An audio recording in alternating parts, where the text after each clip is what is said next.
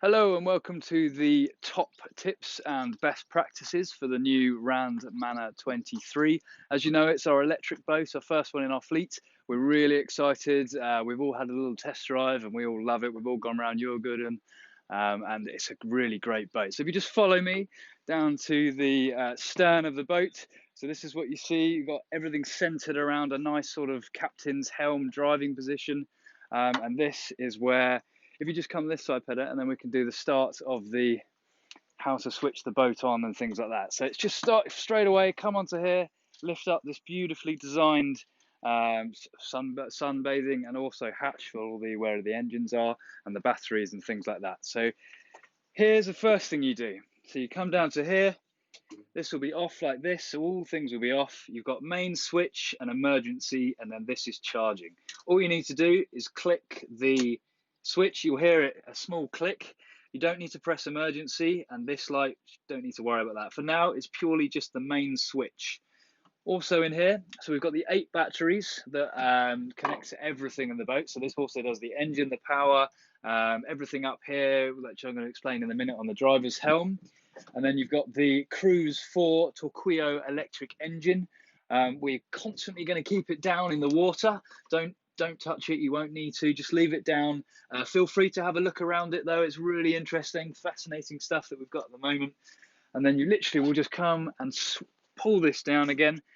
It's quite heavy for its arches, so it will fall. So just sort of come down like this and leave it. Otherwise, it will just fall. It's happened to me already. It just falls like this, okay? So just really slowly down, and then we won't do any damage to it. Okay, so now we're just going to do the driving position and helm. So if you're like me and you've got really long legs, just sort of put your feet either side like this, or come to this side of it, and then you've got nice driving position. First thing you do, obviously your key needs to be put here like this. And then you can see with the on button, that's where you can see 100% charged. In a minute you'll see time to next charge, so in hours. And then you will see, I've actually completely forgotten what that one is, but that one is the wattage used. So if I just do an example of this, there we go, that was speed in knots. You can see that we're slightly moving forward and we've got everything changing. So there we had 99 hours, there we've got speed in knots, and there we've got watts used. So if I just do it one more time, you can see everything like that. And then if I go back as well without damaging the boat, you can see the difference in speed there. So that's the controls, that's all there is. This is a really simple dashboard at the moment. We are thinking about maybe getting a few things added on later on, but not now. So there's nothing here. You've got 4 switches across here. The first one here, they will be labelled soon. The first one here is to turn on the 12-volt system. So this turns on all the lights around the boat if you would a bit later in the day. It also turns on the speakers, the aquatic AV system, and then the fridge, which we'll show you in another video, which is just in front here. So you can put any sort of snacks or food or anything in there.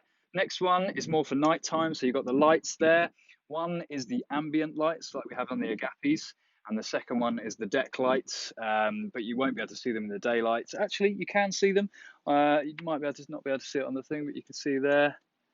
And then the furthest one is the bilge pump.